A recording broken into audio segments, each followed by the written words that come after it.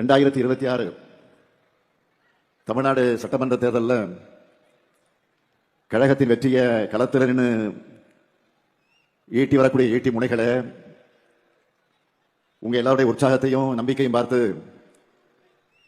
எனக்கும் energy boost கிடைச்ச மாதிரி இருக்கு. சென்னையில் மொத்தம் 21 தொகுதிகள், திருவள்ளூர் மாவட்டத்தில் 6 தொகுதிகள், காஞ்சிபுரத்தில் 10 தொகுதிகள், கடலூர் கிழக்கில் 5 தொகுதிகள், விழுப்புரம் மாவட்டத்தில் 7 தொகுதிகள்னு மொத்தம் 40. எப்பவும் போல உங்ககிட்ட இருந்துதான் நம்ம வெற்றியை தொடங்க போறோம். அதனாலதான் இந்த கூட்டத்தையும் இந்த மண்டலத்தில் இருந்து நான் தொடங்குகிறேன். தேர்தல் பணின்னு வந்துட்டா கழக உடன்பிறப்புகளை அடிச்சிக்க ஆளே கிடையாது. இதை நான் மட்டுமல்ல, கழகத்தின் எதிரிகளை பல நேரங்களில் பல சந்தர்ப்பங்களில் சொல்லியிருக்காங்க. அதே வேகம், அதே ஆற்றல், அதே சுறுசுறுப்பு, அதே கவனத்தோடு இந்த முறையும் உழைக்க நீங்க தயாரா? தமிழ்நாடு முழுக்க எல்லா பூத்திலையும் 100 வாக்காளர்களுக்கு ஒரு உறுப்பினர் வீதம், ஒவ்வொரு பூத்திலையும் சராசரியாக 10 வாக்குச்சாவடி குழுவினுடைய உறுப்பினர்களை நாம் நியமிச்சிருக்கிறோம். மைக்ரோ மேனேஜ்மெண்டாக இருந்தாலும் சரி, மேக்ரோ மேனேஜ்மெண்டாக இருந்தாலும் சரி, தேர்தல் களத்தில் திமுக தான் ஹீரோ. இந்தியாவில் வேற எந்த கட்சிக்கும் இல்லாத கட்டமைப்பு நம்ம கிட்ட இருக்கு. தமிழ்நாட்டில் உள்ள மொத்த பூத்துகளுடைய எண்ணிக்கை 75,000. ஒவ்வொரு பூத்துக்கும் நாம செட் பண்ணி இருக்கக்கூடிய மினிமம் டார்கெட் எவ்வளவு தெரியுமா? ஒவ்வொரு பூத்துக்கும் 350 வாக்குகள். இந்த டார்கெட்டை நாம் அச்சீவ் பண்ணால இதை சாத்தியப்படுத்தி காட்டுவது உங்களுடைய பொறுப்பு. இதை எப்படி பண்றது? ரொம்ப சிம்பிள். நீங்க ஒவ்வொருத்தரும் குறைஞ்சது 40-50 வாக்குகளுக்கு பொறுப்பேற்றுக்குங்க. சக்சஸ்ஃபுல்லா செஞ்சாலே வெற்றி உறுதி. ஏற்கனவே ஓரணியில் தமிழ்நாடு பரப்புரை மூலமா 1,14,00,000 குடும்பங்கள் நம்ம கழகத்தோட இணைஞ்சிருக்காங்க. இதுல ஒரு வாக்கு கூட மிஸ் ஆகாம உதயசூரியனுக்கும் நம்ம கூட்டணி கட்சி சின்னங்களுக்கும் விழணும். ஓரணியில் தமிழ்நாடு மட்டுமில்லாம எஸ்ஐஆர் பட்டியல் திருத்தம் மூலமாக நான் ஏற்கனவே 2-3 தடவை தமிழ்நாட்டின் ஒவ்வொரு வீட்டையும் நாம நேரில் சந்திச்சு ஆதரவு திரட்டி இருக்கிறோம். அடுத்ததா ஸ்டாலின் மகளிர் படையில் இருக்கக்கூடிய மகளிர் அணியினர் வீடு வீடாக பிரச்சாரத்தை ஸ்டார்ட் பண்ண போறாங்க. ஏன் இதையெல்லாம் குறிப்பிட்டு சொல்றேன்னா, நம்ம பிரச்சாரமே அடிமட்டத்தில் இருந்து ஒவ்வொரு குடும்பத்தையும் ஒவ்வொரு வாக்கையும் கவனத்தில் வச்சுதான் உருவாக்கி இருக்கிறோம். மற்ற எல்லோரையும் விட முக்கியமா நீங்க தான் இதை புரிஞ்சுக்கிட்டு செயல்படணும். நானோ, அமைச்சர்களோ, மாவட்ட செயலாளர்களோ, மண்டல தொகுதி பொறுப்பு மாற்ற உழைக்க போறது நீங்க தான் முன்கள வீரர்கள். உங்க உழைப்பில தான் நாம 7வது முறையா ஆட்சிக்கு வரப்போறோம். எத்தனை டெக்னாலஜி வந்தாலும், எத்தனை புதிய ஊடகங்கள் வந்தாலும், ரிமோட்ல எத்தனை பேர் நமக்கு வேலை செஞ்சாலும், தேர்தல் பிரச்சாரத்தோட டாக்ஸிஸ் தான் ரொம்ப முக்கியம். அதுக்கு என்ன பண்ணணும்? நீங்க ஒவ்வொருத்தரும் 100 வாக்காளர்களை தேர்தலுக்குள்ள மினிமம் 5 முறையாவது மீட் பண்ணணும், சந்திச்சாக்கணும். நான் ஏற்கனவே விருதுநகர் கூட்டத்தை சொன்ன ஒரு விஷயத்தை இந்த கூட்டத்திலேயே திரும்ப அழுத்தி சொல்ல விரும்புகிறேன். பரம்பரையாக திமுகவிற்கு வாக்களிக்கும் குடும்பமாக இருந்தாலும் சரி, இதுவரை நமக்கு வாக்களிக்காத குடும்பமாக இருந்தாலும் சரி, பரப்புரையின் கடைசி நிமிடம் வரை மக்களை சந்திச்சு வாக்கு கேட்டுக்கொண்டே இருக்கணும். எலெக்ஷன் வந்துட்டா மக்கள் தான் எஜமானர்கள். அதனால நம்ம திராவிட மாடல் ஆட்சியுடைய சாதனைகளை, திட்டங்களையும், அதனால தமிழ்நாட்டில் இருக்கக்கூடிய ஒவ்வொரு குடும்பமும் பயனடைஞ்சு வரக்கூடியதையும் ஒவ்வொருத்தருக்கிட்டையும் விளக்கமாக எடுத்து சொல்லுங்க. தமிழ்நாட்டு மக்கள் மத்தியில கட்சிக்கு எதிரான மனநிலை எங்குமே இல்லாத நிலைதான் இன்றைக்கு இருக்கு.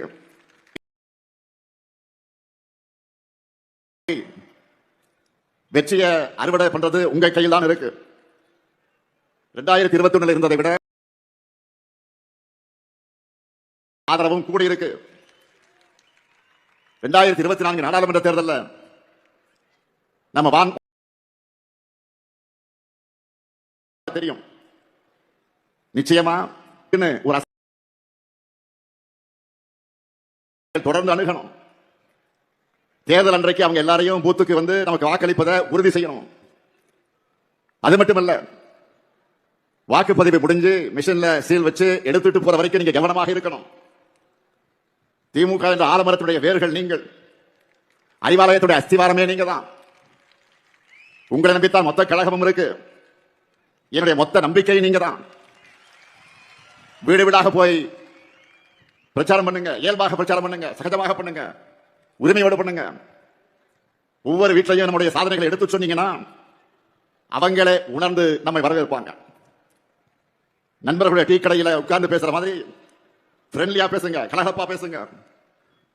நம்ம கழக ஆட்சி மீண்டும் வந்தால்தான் தமிழ்நாட்டின் வளர்ச்சி தொடரும். தமிழ்நாட்டுடைய சுயமரியாதை காப்பாற்றப்படும் அவங்க மனசுல பதிய வையுங்க. குறிப்பாக இளைஞர்கள்கிட்ட அவங்க கிட்ட நாம செஞ்சுட்டு வரக்கூடிய திட்டங்களை பற்றி சொல்லுங்க. அவங்களுடைய வேலை வாய்ப்புக்காக கொண்டு வரக்கூடிய தொழிற்சாலைகளை பற்றி பொறுமையாக சொல்லுங்க. இதுக்காக உங்களுக்கு தேவைப்படக்கூடிய தகவல்களை அடங்கி இருக்கக்கூடிய ஒரு புத்தகத்தை உங்களுக்கு வழங்கி இருக்கிறோம். அதுல நம்முடைய 5 ஆண்டு சாதனைகள் விளக்கி சட்டப்பேரவையில் நான் பேசின ஸ்பீச், அந்த பேச்சு இருக்கு.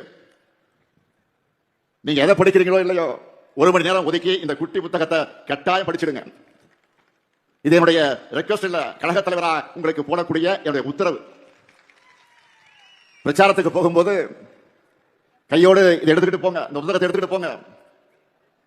மக்கள் கிட்ட எடுத்து சொல்ல முன்பு நாம் என்னவெல்லாம் செஞ்சிருக்கோம் முதல்ல நமக்கு தெரியணும். கடந்த 5 ஆண்டு காலத்தில் சென்னைக்கு எவ்வளவோ செஞ்சிருக்கிறோம். இந்தியில கலைஞர் நூற்றாண்டு உயர் சிறப்பு மருத்துவமனை, கிளாம்பாக்கத்தில் கலைஞர் நூற்றாண்டு பேருந்து முனையம், திருவிக நகர், பெரியார் நகர், மகாகவி பாரதியார் நகர் என பல பேருந்து நிலையங்கள், கலைஞர் நூற்றாண்டு பூங்கா, போரூர் MS சுவாமிநாதன் ஈரநில பூங்கா உள்ளிட்ட ஏராளமான பூங்காக்கள், விரைந்து தொடங்க இருக்கக்கூடிய பூந்தமல்லி போரூர் வடவழி இடையிலான மெட்ரோ ரயில் திட்டம், அந்த பணிகள், 6000 கோடி ரூபாயில வடசென்னை வளர்ச்சி திட்டம், முதல்வர் படைப்பகங்கள், பல்வேறு ஏரிகள் சீரமைப்பு, வள்ளுவர் கோட்டம், விக்டோரியா ஹால் புதுப்பிப்பு, ஜெய அன்பழகன் பாலம், இதுபோக சைதாப்பேட்டை தொடங்கி தேராம்பேட்டை வரை மிகப்பெரிய பாலம் உருவாகி வருது. கிண்டி வேளச்சேரி மேம்பாலத்திற்கு அடிக்கல் நாட்டியிருக்கிறோம். மத்திய கைலாஷ் மேம்பாலம் விரைவில், ஏன் வருகிற 15ஆம் தேதி திறக்க போறோம். கிண்டியில குழந்தைகள் மருத்துவமனை அமைக்க அடிக்கல் நாட்டியிருக்கிறோம். மேலும் பிராட்வே பல்முனை போக்குவரத்து மையம், 27 மாடி சென்ட்ரல் டவர் கட்டடம், குத்தம்பாக்கம் பேருந்து நிலையம், கிண்டி சுற்றுச்சூழல் பூங்கா, கலைஞர் கன்வென்ஷன் சென்டர், உலக தரத்திலான விளையாட்டு நகரம்னு அடுத்தடுத்த திட்டங்களும் ப்ராசஸ்ல இருக்கு. இப்படி ஒவ்வொருவரும் தங்கள் மாவட்டத்துக்கு, தொகுதிக்கு, நகரத்துக்கு நம்ம அரசு செஞ்சிருக்கக்கூடிய திட்டங்களை மக்கள் மத்தியில பரப்புரை செய்யணும். தொழில்துறையை எடுத்துக்கிட்டா 11 லட்சம் கோடி ரூபாய் மதிப்பிலான முதலீடுகளை ஈர்த்து 35 லட்சம் பேருக்கு நேரடியாக மறைமுகமாகவும் வேலை வாய்ப்புகளை உறுதி செஞ்சிருக்கிறோம்.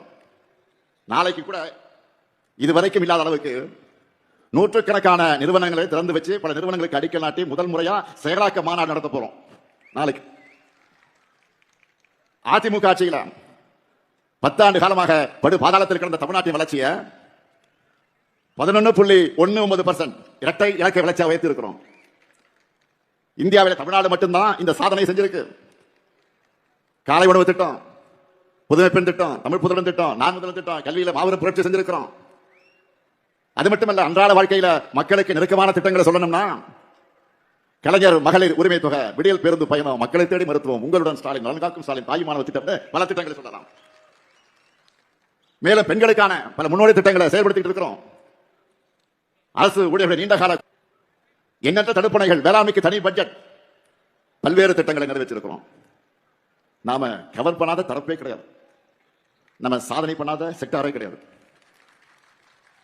எல்லாத்தையும் சொல்வதற்கு நேரம் இல்லாத்தையும் நீங்க யாரை பாக்குறீங்களோ அவங்க தொடர்பான திட்டங்களை, சாதனைகளை டக்குன்னு சொல்ற மாதிரி ஃபிங்கர் டிப்ஸ் எல்லாத்தையும் நீங்க வச்சிருக்கணும். இந்த 5 ஆண்டு காலத்துல நாம நிறைவேற்றிருக்கக்கூடிய திட்டங்கள் தான் அடுத்த 50 ஆண்டு கால தமிழ்நாட்டை வழிநடத்த போகிற ப்ளூ பிரிண்ட். அது மறந்துடாதீங்க. சொன்னதை மட்டும் இல்ல, சொல்லாத பல திட்டங்களை செஞ்சு காட்ட அரசாக நம்முடைய திராவிட மாடல் அரசு இருக்கு. மீதமுள்ள கோரிக்கைகள், வாக்குறுதிகள் அடுத்து அமைய இருக்கக்கூடிய திராவிட மாடல் 2.0 அரசுல நாம தான் செஞ்சு தர போறோம்னு சொல்லுங்க. அடுத்த 5 ஆண்டுகள்ல தமிழ்நாட்டின் வளர்ச்சி உலக நாடுகளுக்கு இணையாக உயரக்கூடிய நிலை வரும் என்ற நம்பிக்கையை மக்களிடத்தில் ஏற்படுத்துங்க. நாம ஆட்சிக்கு வர வேண்டியது எவ்வளவு முக்கியம்னு இவ்வளவு நேரம் சொன்னேன். நம்முடைய திட்டங்களை சொன்னேன். அதேபோல் யார் ஆட்சிக்கு வரக்கூடாது என்பதை மக்களுக்கு விளக்கி சொல்லணும். தற்போதைய சூழல்ல திமுகவை தவிர யார் ஆட்சிக்கு வந்தாலும் அது சர்வ நிச்சயமா டெல்லி பாஜக ஆட்சியா தான் இருக்கும்னு தெல்ல தெளிவா புரிய வைங்க. நம்ம கூட்டணியை தவிர வேற யாருக்கு வாக்களிச்சாலும் இதுவரை நாம பண்ணிக்கிட்டு வரக்கூடிய நலத்திட்டங்கள் ஸ்டாப் நின்னுடும். தமிழ்நாட்டுடைய தொகுதி அளவை குறைச்சிருவாங்க. இதுவரை நாம் சாதிச்சு காத்திருக்கக்கூடிய வளர்ச்சியை பின்னோக்கி கொண்டு போயிடுவாங்க. வளர்ச்சி அரசியல் மாறி கலவர அரசியல் தான் தமிழ்நாட்டில் நடக்கும். நடக்க போற தேர்தல் ரெண்டு கூட்டணிகளுக்கு இடையில் நடக்கிற தேர்தல் இல்ல. இது தமிழ்நாடு வாசஸ் என்டிஏ. பாமர மக்களுக்கு புரிகிற மாதிரி இன்னும் எளிமையா சொல்லணும்னா வெல்ல போவது தமிழ்நாடு அணியா டெல்லி அணியா, இதை முடிவு பண்ண போறதுதான் இந்த தேர்தல். அரசியல் விருப்பு வெறுப்புகளுக்கு அப்பாற்பட்டு எழுப்பாத அடிமை அதிமுகவின் துரோகத்தையும் மக்கள் முன் தோலுரிக்கணும். வெறுப்பை விதைச்சு வன்முறையை தூண்டி மக்களை பிளவுபடுத்தி அதன் மூலம் வெற்றி பெறலாம் துடிக்கிற விஷ விதைகளை தமிழ்நாட்டுக்குள்ள விடவே கூடாது. நல்லா புரிஞ்சுக்குங்க, நாம போராடுறது திமுக வெற்றிக்காக இல்ல, தமிழ்நாட்டினுடைய வெற்றிக்காக. பாஜகவுடைய டப்பா என்ஜின், பாஜகவுடைய டப்பா என்ஜினுக்கு முன்னால தமிழ்நாட்டுடைய திராவிட மாடல் சூப்பர் ஃபாஸ்ட் இன்ஜின் என்றும் தலைகுனியாது. இந்த உறுதியை தமிழ்நாட்டில் இருக்கக்கூடிய ஒவ்வொரு வீட்டுக்கும் ஒவ்வொரு வாக்காளர்களுக்கு கொண்டு போய் சேர்க்க வேண்டியது உங்களுடைய வேலை. களப்பணி மட்டும்தான் இனி உங்களுடைய முழு பணி. உங்களுடைய ஒவ்வொரு மினிட் உழைப்பும் ஒரு ஓட். கூட்டணி தொகுதி அந்த பங்கீடு, எந்த தொகுதி யாருக்கு யார் வேட்பாளர், இதையெல்லாம் கவலைப்படாதீங்க, நான் பார்த்துக்கிறேன். அதை என்கிட்ட விட்டுருங்க. எங்க யார் நின்னாலும் 234 தொகுதியில் தலைவர் தான் இந்த ஸ்டாலின் தான் வேட்பாளர் நினைச்சு வேலை பாருங்க. ஒற்றுமை இல்லாம இலக்கை அடைய முடியாது. அதனால தோழமை கட்சியுடைய ஒற்றுமை உணர்வோடு நாம் பணியாற்றணும். இதை பண்ணால 224 போல முழு வெற்றி நம்ம வசமாகிவிடும். இங்க இருக்கிற உங்க எல்லாருக்கும் நல்லா தெரியும், நாம தேர்தல் வேலைகளை எப்போ தொடங்கிட்டோம். என்னை தினம் நீங்க செய்திகளை பார்த்துட்டு இருக்கிறீங்க. தினமும் எத்தனை நிகழ்ச்சிகள், எத்தனை கூட்டங்கள், எத்தனை சந்திப்புகள், எத்தனை ஆய்வுகள், ஓய்வே இல்லாமல் நான் உழைச்சிக்கிட்டு இருக்கிறேன். இயக்கத்தினுடைய தலைவரா நான் பொறுப்பேற்றுக்கும் போது சொன்னேன், என் சக்தியையும் மீறி நான் உழைப்பேன் என்று சொன்னேன். சொன்னபடியே உழைச்சிக்கிட்டு இருக்கிறேன். நான் மட்டும் உழைக்கிறேன். இங்க மேடையில் இருக்கக்கூடிய மாவட்ட செயலாளர்களாலும் சரி, நிர்வாகிகளாலும் சரி, பூத் தலைவர்கள் இருக்கக்கூடிய நீங்களும் சரி, ஓய்வு இல்லாமல் தான் உழைச்சிக்கிட்டு இருக்கீங்க. இந்தியாவில் எந்த கட்சியும் இப்படி வேலை செய்யாது. இப்படி நாம் உழைக்கிற காரணத்தால் தான் தமிழ்நாடு நம்பர் 1 இருக்கு. திராவிட முன்னேற்ற கழகம் நம்பர் 1 இருக்கு. தொடர்ந்து வெல்ல உழைப்போம், மீண்டும் வெல்வோம், மீண்டும் மீண்டும் வெல்வோம், வெல்வோம் ஒன்றாக. நன்றி, வணக்கம்.